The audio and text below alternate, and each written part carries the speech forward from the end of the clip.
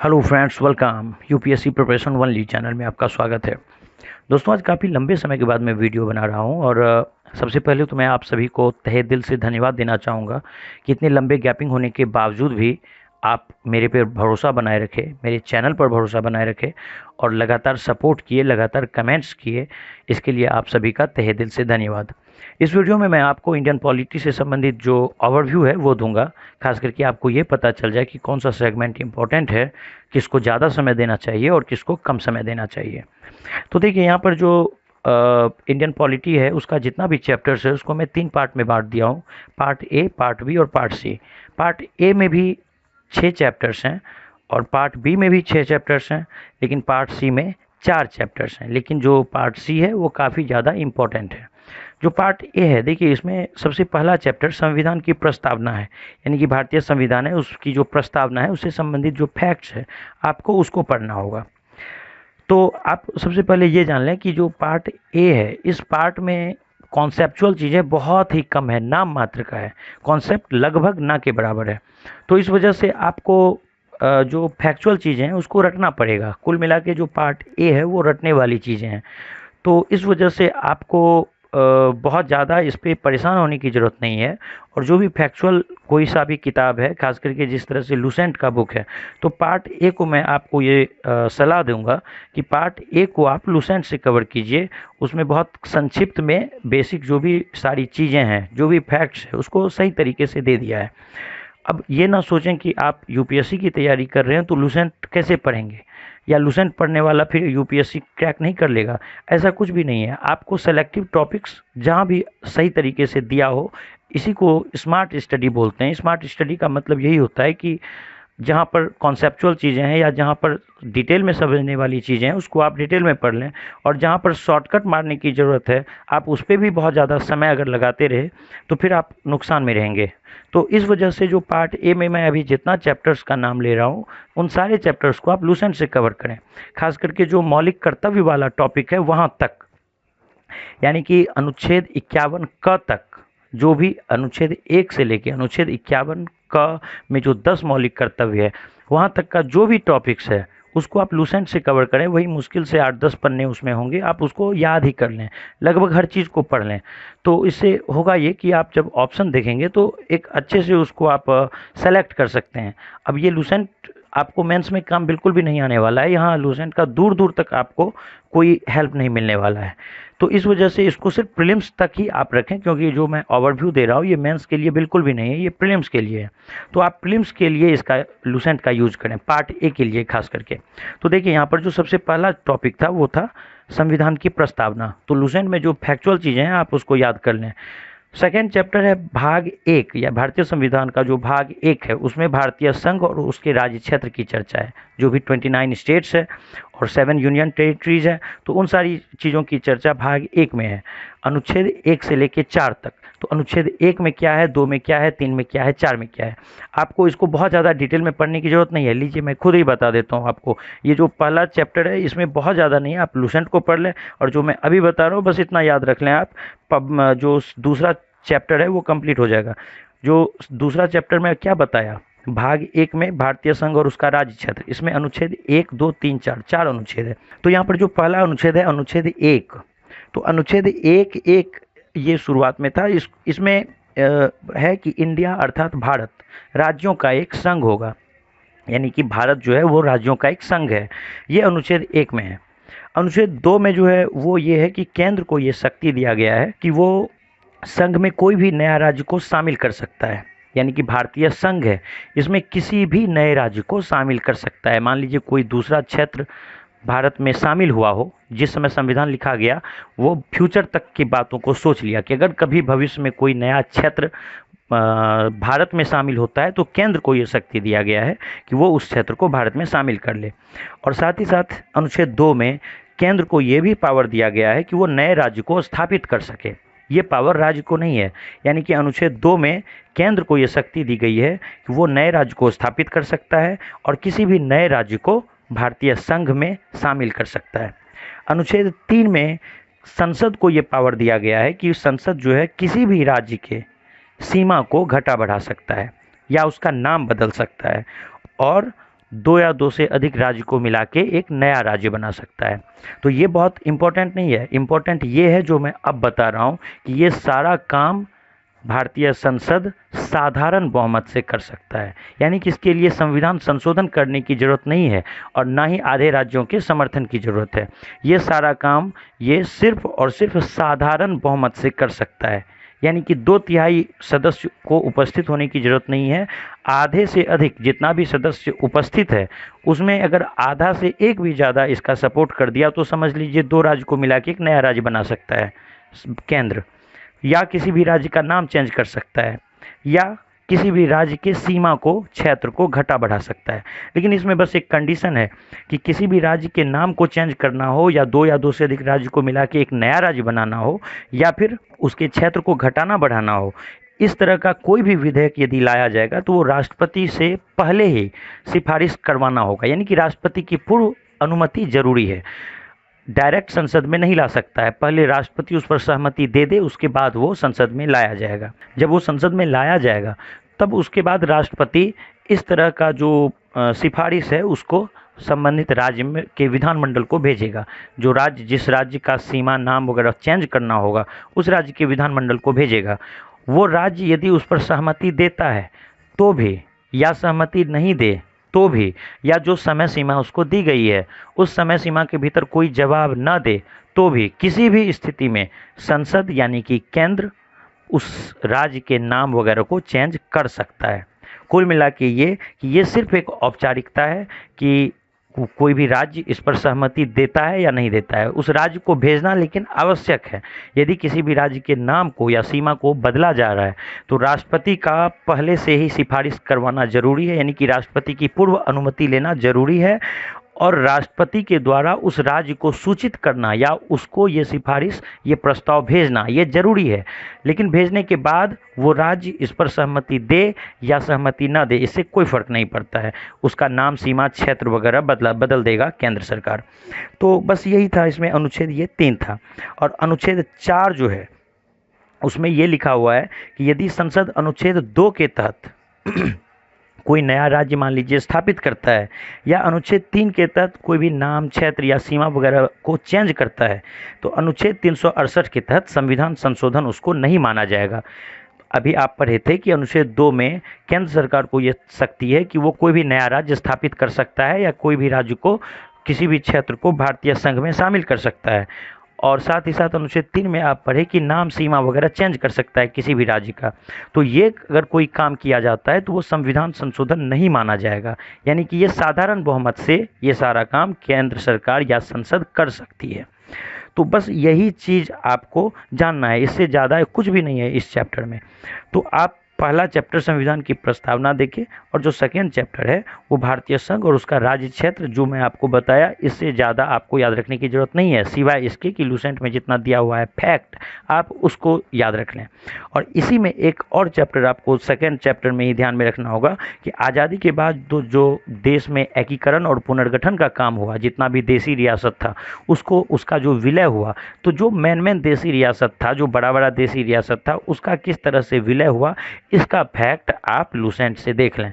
इससे ज़्यादा आप इस चैप्टर पर बिल्कुल भी दिमाग न लगाएं, आपको बहुत ज़्यादा ना तो इससे क्वेश्चन आने वाला है, क्वेश्चन आएगा जो मैं आपको बताया उससे, ना कि और किसी चीज़ों से। फैक्ट अगर आएगा तो लूसेंट वो आपको कवर कर देगा। उसके बाद जो तीसरा चैप्टर है वो है भाग 2, यानी कि नागरिकता। अनुच्छेद 5 से 11 तक नागरिकता की चर्चा भारतीय संविधान में की गई है। तो ये नागरिकता वाला टॉपिक भी आप लूसेंट से देख लें, सिर्फ मेन फैक्ट्स जो उसमें दिया हुआ है। खास करके इसमें सिर्फ एक ही अनुच्छेद सबसे इम्पोर्टेंट है, अनुच्छेद 9। अनुच्छेद 9 में ये दिया हुआ है कि अगर आप किसी भी दूसरे देश की नागरिकता ग्रहण कर लेते हैं तो भारतीय नागरिकता स्वतः ही आपकी समाप्त मानी जाएगी। इसके अलावा जो 2-3 और बातें इंपॉर्टेंट हैं वो लूसेंट में दिया हुआ है, आप उसको वहीं से कवर कर लें। उसके बाद जो अगला टॉपिक है, चौथा चैप्टर है, वो है भाग 3। भाग 3 मौलिक अधिकार वाला चैप्टर है। इसमें अनुच्छेद 12 से लेकर अनुच्छेद 35 तक, यानी 12 to 35, ये जितना भी इसके बीच में अनुच्छेद है उसका एक एक लाइन में लूसेंट में दिया हुआ है, आपको बहुत ज़्यादा डिटेल में पढ़ने की ज़रूरत नहीं है। तो आप लूसेंट से ये जो चौथा चैप्टर है मौलिक अधिकार, वो अनुच्छेद 12 से 35 तक जितना भी चीज़ें हैं उसको आप उसी से याद रख लें। उसके बाद जो 5वां चैप्टर है भाग 4 यानी कि राज्य के नीति निर्देशक तत्व, अनुच्छेद 36 से 51, कुछ नहीं सोचें, सीधा लूसेंट का एक एक चीज़ पढ़ लें। हाँ, पढ़ना इसीलिए ज़रूरी है क्योंकि आपको पढ़ने के बाद ही ऑप्शन को सेलेक्ट करने का एक आइडिया हो पाएगा, ऑप्शन को आप सही ऑप्शन को चुन पाएंगे। तो इसीलिए मैं आपको बता रहा हूँ कि इसको बहुत डिटेल में ना पढ़ें, बल्कि भाग 4 में जो राज्य का नीति निर्देशक तत्व अनुच्छेद 36 से 51 तक दिया हुआ है, आप सीधा सीधा लूसेंट से इसको पढ़ लें, आपको नुकसान नहीं होगा। और जो छठा चैप्टर है भाग 4 क यानी कि मूल कर्तव्य, मौलिक कर्तव्य, इसे अनुच्छेद 51 क में ये सारी चीज़ें हैं। तो इससे भी संबंधित चीज़ें जो लूसेंट में दिया हुआ है, जो 10 मौलिक कर्तव्य हम लोगों को स्टार्टिंग में था और बाद में एक 11वां मौलिक कर्तव्य जोड़ा गया। तो इन सारी चीज़ों को आप याद रख लें। दरअसल मैं पढ़ने नहीं बोल रहा हूँ, बल्कि आप याद ही रख लें इसको। अभी तो काफ़ी समय है, आपको चिंता करने की ज़रूरत नहीं है, अभी बहुत समय है। तो इस वजह से आप 3-4 बार 5 बार उसको पढ़ लेंगे तो कम से कम ऑप्शन लायक आप स्थिति में आ जाएंगे। तो ये तो हो गई पार्ट ए की बात, जिसको आपको लूसेंट से कवर करना है। अब लूसेंट जो पार्ट बी है उसमें ये भी काफ़ी इम्पोर्टेंट है। देखिए, पार्ट ए बहुत इम्पोर्टेंट है फैक्चुअलिटी के पॉइंट ऑफ व्यू से, उसको आप इग्नोर नहीं कर सकते हैं। वहाँ कॉन्सेप्ट नहीं है, वहाँ पे कोई दिमाग नहीं लगाना, आप उसको याद कर लीजिए। पॉलिटी का जो क्वेश्चन का पैटर्न है वो कोई फिक्स पैटर्न नहीं है कि एक ही चैप्टर से कुछ ज़्यादा क्वेश्चन, हर चैप्टर से एक एक क्वेश्चन पूछा जाता है। कम से कम इसमें काफ़ी सारे चैप्टर्स हैं, हर चैप्टर से एक एक क्वेश्चन, 2-2 क्वेश्चन आपको पूछ दिया, 15-20 क्वेश्चन इसी से आ जाता है। तो आप इसको चुन नहीं सकते हैं, आपके पास कोई विकल्प नहीं है, आपको हर चैप्टर पढ़ना होगा। बस आप ये तरीका अपना सकते हैं कि किसको क्विकली आप पढ़ सकते हैं, किसको आपको ज़्यादा टाइम देके पढ़ना चाहिए। तो पार्ट 1 को बिल्कुल आप टाइम ना दें, कम ही समय में जल्दी से जल्दी आप इसको याद कर लें लूसेंट से। अब बात करते हैं पार्ट बी की। देखिए, पार्ट बी में जो 7वां चैप्टर है वो है राष्ट्रपति, उपराष्ट्रपति, प्रधानमंत्री, मंत्रिपरिषद। इन सब की जो नियुक्ति होती है या ये सब त्यागपत्र कैसे देते हैं, इन सब को पद से हटाने की क्या व्यवस्था है, इन सब की शक्तियाँ क्या है, इन सब की जो अर्हताएँ हैं वो क्या है, ये सारा जो सारी चीज़ें हैं, इसका जो फैक्ट है वो फैक्ट आपको केवल जानना है। और इसमें कॉन्सेप्ट भी है, उस कॉन्सेप्ट को भी आपको अपने बुक से पढ़ना होगा। तो मैं तो आपको ये कहूँगा कि लूसेंट बहुत पतली किताब है अगर सिर्फ पॉलिटी की बात आप कीजिएगा। इस वजह से लूसेंट को आप पूरा ही पढ़ लें। शुरू का जो पार्ट ए में बताया उसको तो चाट ही लें, मौलिक कर्तव्य तक लूसेंट के एक एक चीज़ों को चाट लें। अब बात रही पार्ट बी में, तो पार्ट बी का जो भी राष्ट्रपति, उपराष्ट्रपति, प्रधानमंत्री, मंत्रिपरिषद, इसका जो फैक्चुअल चीज़ें अगर पूछी जाएगी, खास करके जो मैच करने वाला क्वेश्चन पूछा जाता है, वहाँ आपको लूसेंट काम आ जाएगा। लेकिन यदि कॉन्सेप्चुअल चीज़ें पूछ दिया, कॉन्सेप्चुअल क्वेश्चन पूछ दिया, तो फिर लूसेंट का कोई वहाँ पे रोल नहीं रहेगा। तो अब सवाल आपको तो पता नहीं है, मेरे को पता नहीं है कि क्या क्वेश्चन पूछेगा। कॉन्सेप्चुअल भी पूछ सकता है, फैक्चुअल भी पूछ सकता है, क्योंकि यही हर बार होता है। कभी कॉन्सेप्चुअल पूछ दिया, कभी फैक्चुअल पूछ दिया। तो कॉन्सेप्चुअल यदि पूछ देता है तब आपको बुक को पढ़ना होगा। तो राष्ट्रपति, उपराष्ट्रपति, प्रधानमंत्री, मंत्रिपरिषद, इन सब से संबंधित जो भी चीज़ें हैं आप अपने बुक से ये सेलेक्टिव टॉपिक को उठा लें और पढ़ लें। और कॉन्सेप्ट तो हो ही गया, और जो फैक्ट है उसके लिए आप लूसेंट को भी एक बार रीडिंग मार दें।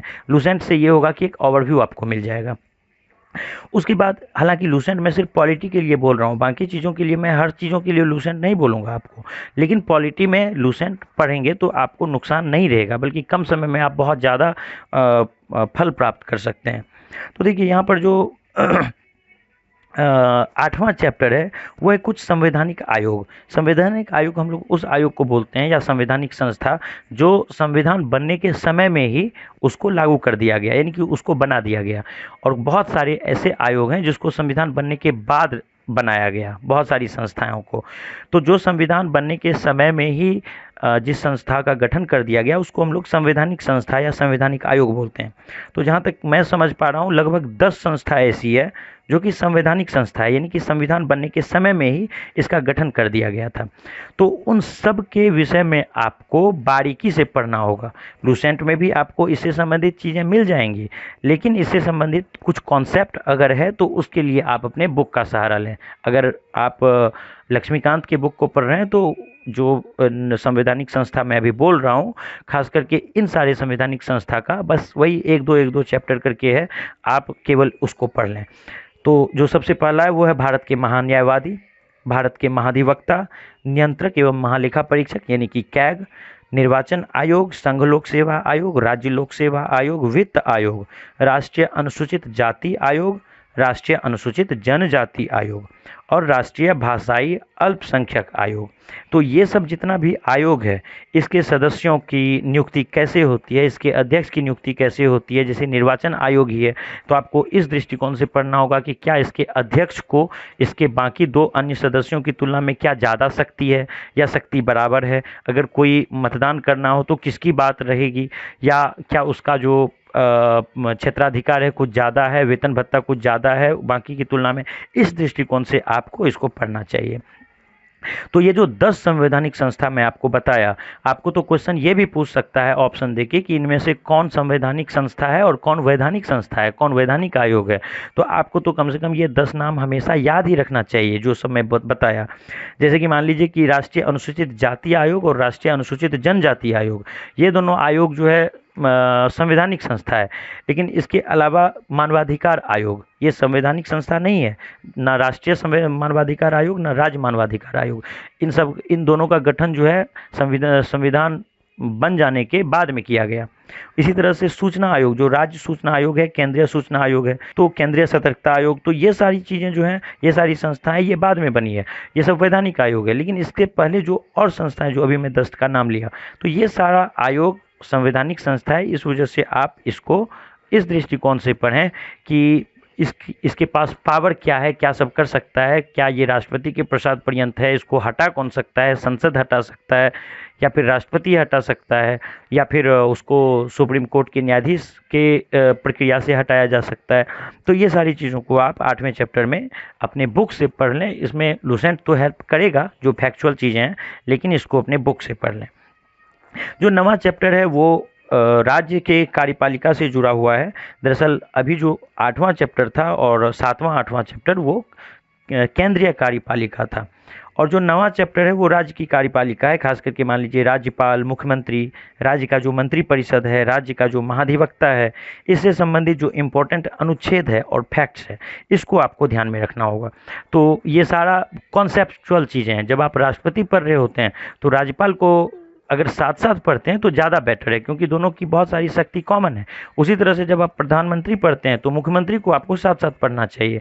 तो दोनों को एनालाइज करके आप पढ़िए कि किसको कुछ ज़्यादा पावर है, किसको कम पावर है। अब मान लीजिए कि किसी भी विधेयक को राष्ट्रपति को पुनर्विचार के लिए लौटाने की शक्ति है, तो क्या वही सारी शक्ति राज्यपाल को भी है या किन चीज़ों के लिए है। अगर विधानमंडल और विधानसभा और विधान परिषद में कोई विवाद होता है तो किसकी बात रखी जाएगी। राज्यपाल उसको पुनर्विचार के लिए रखता है तो क्या राष्ट्रपति को सारी शक्ति मिल जाती है, फिर राज्यपाल की शक्ति कम हो जाती है या छीन हो जाती है। तो इस एंगल से जो इसका कॉन्सेप्चुअल चीज़ें हैं आपको वो पढ़ना चाहिए।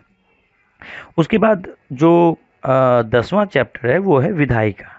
यहाँ पे जो राज्यसभा, लोकसभा, विधान परिषद, विधानसभा, केंद्र की विधायिका और राज्य की विधायिका, दोनों को एक साथ आप मिलाकर पढ़ लें तो ज़्यादा सही रहेगा। इससे संबंधित जो इम्पोर्टेंट फैक्ट्स हैं या जो इम्पोर्टेंट अनुच्छेद है आप उसको याद रख लें। खास करके मुख्यमंत्री वाला अनुच्छेद, राज्यपाल वाला अनुच्छेद, इसको जो भी शक्तियाँ दी गई हैं, और महाधिवक्ता और मंत्री परिषद से संबंधित जो बेसिक चीज़ें हैं वो आप थोड़ा बहुत जान लें। जो 10वां चैप्टर, अच्छा 10वां चैप्टर तो हो ही गया। अब 11वां जो चैप्टर है वो है कुछ विशेष टॉपिक। कुछ विशेष टॉपिक आपको ध्यान में रखना चाहिए जिसको आप किसी चैप्टर में सीमाबद्ध नहीं कर सकते हैं। खास करके जैसे धन विधेयक है, ये अनुच्छेद 110 में जो धन विधेयक है इसका क्या मसला है, और वित्तीय विधेयक अनुच्छेद 117 का जो है इसमें क्या डिफरेंस है, तो दोनों में अंतर क्या है, धन विधेयक क्या है, क्या ये राष्ट्रपति की पूर्व अनुमति से ही लाया जा सकता है, क्या इसको पुनर्विचार के लिए राष्ट्रपति लौटा सकता है, कौन सा विधेयक धन विधेयक है, इसकी जांच कौन करता है। तो ये सारी चीज़ों को आप लूसेंट से भी पढ़ सकते हैं। मैं तो लूसेंट की चर्चा या लूसेंट का नाम इसीलिए बार बार ले रहा हूँ क्योंकि वो वाकई आपको प्रीलिम्स के पॉइंट ऑफ व्यू से आपको काफ़ी उससे फ़ायदा मिलेगा। और इसके साथ साथ कॉन्सेप्चुअल चीज़ों के लिए आप अपने बुक का भी सहारा लें। इसके बाद जो विशेष टॉपिक दूसरा है वो है संविधान संशोधन। अब मान लीजिए संविधान संशोधन किस किस तरह के परिवर्तन के लिए संविधान संशोधन की आवश्यकता होती है और कौन सब चीज़ों को हम साधारण बहुमत से ही पारित कर सकते हैं, तो ये जानना जरूरी है। अब संविधान संशोधन भी दो तरह का होता है, एक जिसमें सिर्फ उपस्थित सदस्यों में से 2/3 का बहुमत हो और जितना भी उस सदन में टोटल सदस्य है उसके आधे से अधिक का समर्थन हो, एक विशेष बहुमत ये है। और एक है कि विशेष बहुमत के अलावा कम से कम आधे राज्यों का समर्थन भी चाहिए, तो वो भी एक संविधान संशोधन है। तो दोनों तरह के संविधान संशोधन का आपको नाम याद रखना होगा कि किसके लिए सिर्फ संविधान संशोधन जरूरी है और किसके लिए सिर्फ विशेष बहुमत की आवश्यकता है और किसके लिए विशेष बहुमत के साथ साथ आधे राज्यों का समर्थन भी आवश्यक है। तो आप ये हो गया संविधान संशोधन अनुच्छेद 368 वाला टॉपिक। उसके बाद किस विधेयक पर राष्ट्रपति की पूर्व अनुमति जरूरी है, ये वाला। किस विधेयक पर संयुक्त बैठक का प्रावधान नहीं है। इसके अलावा संचित निधि, लेखानुदान, विनियोग विधेयक क्या है, अनुपूरक अनुदान क्या है, ये जान लें। इसी के अलावा स्थगन प्रस्ताव, सत्रावसान और विघटन, इन सब में क्या अंतर है, इसको भी आप जान लें। और जो 12वां चैप्टर है वो है भारत की न्यायपालिका, बहुत ही इंपॉर्टेंट चैप्टर है। अब 12वां जो चैप्टर है ये बहुत ही इंपॉर्टेंट है, आपको इसको बहुत आराम से और समझ के पढ़ना होगा। यहाँ सिर्फ लूसेंट से हो सकता है काम ना भी चले, इसीलिए आप अपने बुक से भी इसको पढ़ लें। तो इसमें सुप्रीम कोर्ट, हाई कोर्ट, जो अधीनस्थ न्यायालय हैं यानी कि हाई कोर्ट और सुप्रीम कोर्ट से जो नीचे का न्यायालय है, जिला न्यायालय, सत्र न्यायालय तो वो सारा जो न्यायालय, अधीनस्थ न्यायालय, उसके विषय में। फिर ट्रिब्यूनल्स जो गठित किया जाता है अधिकरण के विषय में, ये बहुत ही इंपॉर्टेंट चैप्टर है। आज के समय में ट्रिब्यूनल्स वगैरह से संबंधित बहुत सारा क्वेश्चन लगातार पूछा जा रहा है, जबकि वही 2-3 चीज़ें हैं इसमें और इसी को बार बार घुमा फिरा के पूछा जा रहा है। इसमें बहुत डिटेल में पढ़ने की ज़रूरत नहीं है कि ये अधिकरण होता क्या है। थोड़ा सा आपको 2-3 चीज़ें जानने की ज़रूरत होगी तो आप कमेंट्स कीजिएगा, मैं इससे संबंधित एक वीडियो बना दूंगा। तो जो अधिकरण है ट्रिब्यूनल्स, केवल आपको इसकी शक्तियाँ क्या है, सुप्रीम कोर्ट, हाई कोर्ट, अधीनस्थ न्यायालय, अधिकरण यानी कि ट्रिब्यूनल्स, इसकी शक्तियाँ क्या है और इससे संबंधित जो थोड़ा बहुत फैक्ट्स हैं। इसके अलावा लोक अदालत क्या है, ग्राम न्यायालय क्या है, ग्राम न्यायालय से संबंधित क्वेश्चन भी पूछा गया है पिछली बार। तो जो ये भारत की न्यायपालिका है इससे संबंधित जो फैक्ट्स है और जो कॉन्सेप्ट है आप इसको देख लें। तो फैक्ट के लिए आपको लूसेंट पढ़ लेना है पहले ही, और कॉन्सेप्ट के लिए आप अपने बुक को पढ़ लें। जो पार्ट सी है उस पार्ट सी में 4 चैप्टर, माफ़ कीजिएगा 5 चैप्टर है। दरअसल मैं इससे पहले 4 चैप्टर बोल दिया था, इसमें 5 चैप्टर है। तो इस 5 चैप्टर में जो 13वां चैप्टर है वो केंद्र और राज्यों के बीच विधायी, प्रशासनिक और वित्तीय संबंध है।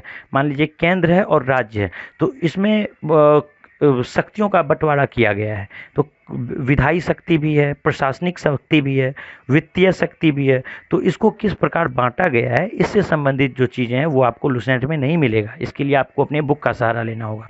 तो आप अपने बुक से ये सारी चीज़ों को कवर करने की कोशिश करें। मान लीजिए केंद्र एवं राज्य के बीच जो संबंध को सुधारने के लिए एक सरकार या आयोग का गठन किया गया था। तो इसी की सिफारिश के आधार पर अंतर्राज्यीय परिषद का गठन 1990 में किया गया, 1990 में। तो ये अंतर्राज्यीय परिषद क्या है, क्षेत्रीय परिषद क्या है, इससे संबंधित जो बेसिक चीज़ें हैं आप अपने बुक से इसको पढ़ लें। तो कुल मिला के केंद्र और राज्य के बीच जो संबंध है इसको आप बहुत ही इम्पोर्टेंट चैप्टर माने और इससे संबंधित चीज़ों को आप अपने बुक से निश्चित रूप से पढ़ लें, खास करके सरकारिया आयोग और अंतर्राज्यीय परिषद, क्षेत्रीय परिषद के विषय में। इसके बाद जो 14वां चैप्टर है वो है बहुत ही इंपॉर्टेंट चैप्टर, पंचायती राज। अब पंचायती राज व्यवस्था क्या है, क्यों लागू किया गया, या पंचायती राज व्यवस्था के लागू होने से क्या फ़ायदा हुआ, ये सारी चीज़ें हालांकि मेंस का है, लेकिन इससे संबंधित जो फैक्चुअल चीज़ें हैं, खास करके कब लागू किया, किसकी सिफारिश पर लागू किया, कहाँ इसकी पहली बार शुरुआत हुई, ये सारी चीज़ें आपको लूसेंट में भी मिल जाएगी। तो आप इसको वहाँ से कवर कर लें। उसके बाद जो 15वां चैप्टर है वो है आपातकालीन उपबंध, खास करके अनुच्छेद 352, 356 और 360, ये तीनों आपातकालीन शक्तियां हैं जो राष्ट्रपति को है। तो किस स्थिति में ये तीनों जो आपातकालीन शक्ति है वो यूज करता है राष्ट्रपति? क्या इसमें लोकसभा राज्यसभा दोनों की सहमति होती है या किसी एक की सहमति से काम बन सकता है? इसकी अवधि कितनी होती है? कौन हटा सकता है? उसकी प्रक्रिया क्या है? क्या राष्ट्रपति खुद हटा सकता है? क्या उसको लोकसभा राज्यसभा से मंजूरी लेना होगा?